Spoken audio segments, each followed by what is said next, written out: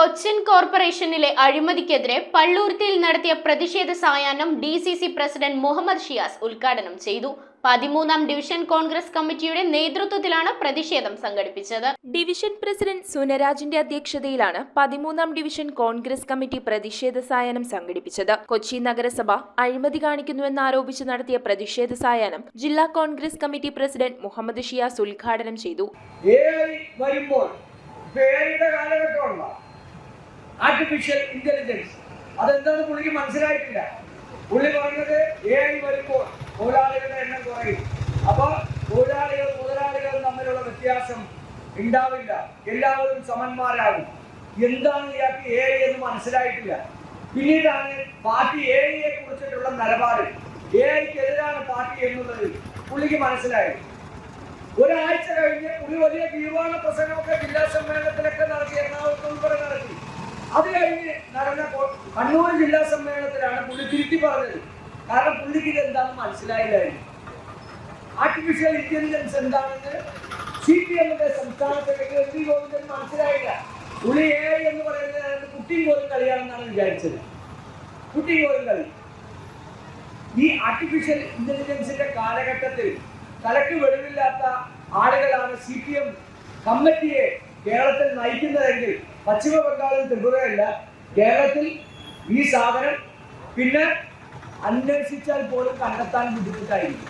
KPCC secretary Thampi Subrahmanyam യോഗത്തിൽ മുഖ്യപ്രഭാഷണം നടത്തി. നമ്മുടെ പള്ളുരുത്തി മരുന്നുകടയിലുള്ള വാട്ടർ ടാങ്ക് പള്ളുരുത്തി പ്രദേശത്തിന്റെ കുടിവെള്ളക്ഷാമം പരിഹരിക്കുന്നതിന് വേണ്ടി പള്ളുരുത്തിയുടെ MLA ആയിരുന്ന ഡൊമിനിക് പ്രസന്റേഷന്റെ ഒരു കാലഘട്ടത്തിനകത്താണ് പള്ളുരുത്തിയിലെ കുടിവെള്ള ടാങ്ക് പൂർത്തീകരിച്ച് ഒരു പരിധിവരെ കുടിവെള്ള വിഷയം പരിഹരിക്കുന്നതിന് വേണ്ടി നമ്മുടെ പ്രദേശങ്ങളിലൊക്കെ ഒരു കാലഘട്ടത്തിനകത്ത് ഓരോ ഡിവിഷനുകളിലും 40-50 ടാങ്കർ ലോറികളിൽ ശുദ്ധജലം എത്തിച്ച് ജനങ്ങൾക്ക് വിതരണം ചെയ്യുന്ന തരത്തിലേക്ക് ഒരു പരമ്പരാഗത രീതികളിൽ നിന്ന് മാറ്റിയെടുക്കണമെന്നുള്ള കാഴ്ചപ്പാടോടുകൂടി 2010 പ്രിയപ്പെട്ട ടോണി ചെമ്മണി കൊച്ചി നഗരസഭയുടെ മേയറായിരുന്ന കാലം, പ്രിയപ്പെട്ട ഉമ്മൻചാണ്ടി കേരളത്തിന്റെ മുഖ്യമന്ത്രിയായിരുന്ന കാലഘട്ടം, പ്രിയപ്പെട്ട മൻമോഹൻ സിംഗ് ഈ രാജ്യത്തിന്റെ പ്രധാനമന്ത്രിയായിരുന്ന കാലഘട്ടം, ആ കാലഘട്ടത്തിനകത്താണ് കേന്ദ്രാധിഷ്ഠിത പദവിയായ ജലറാം കുടിവെള്ള പദ്ധതി നമ്മുടെ സംസ്ഥാനത്ത് നടപ്പിലാക്കിയപ്പോ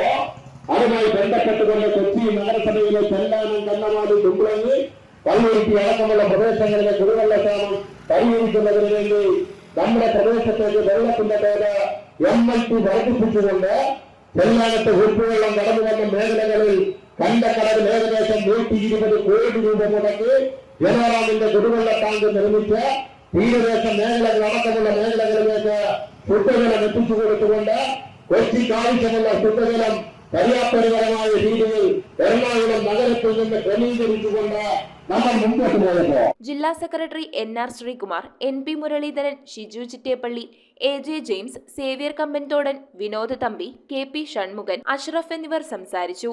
പശ്ചിമ കൊച്ചിയെ സംബന്ധിച്ചിടത്തോളം നേരത്തെ ഇവിടെ സൂചിപ്പിച്ച കുടിവെള്ളക്ഷാമം അതിരൂക്ഷമാണ്.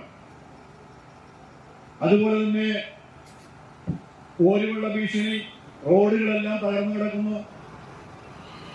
ഭരണകക്ഷി കൗൺസിൽ തന്നെ സ്വന്തം ഭരണത്തിലെ അഴിമതി ചൂണ്ടിക്കാട്ടുന്നു. ഭരണകക്ഷി കൗൺസിലർ പ്രതിപക്ഷ കൗൺസിലർമാരോട് കൂടി കുടിവെള്ളത്തിന് വേണ്ടി ധർണ നടത്തുന്നു. അപ്പൊ അത്തരം രീതികൾ ഈ കോർപ്പറേഷനിൽ നടക്കുകയാണ്.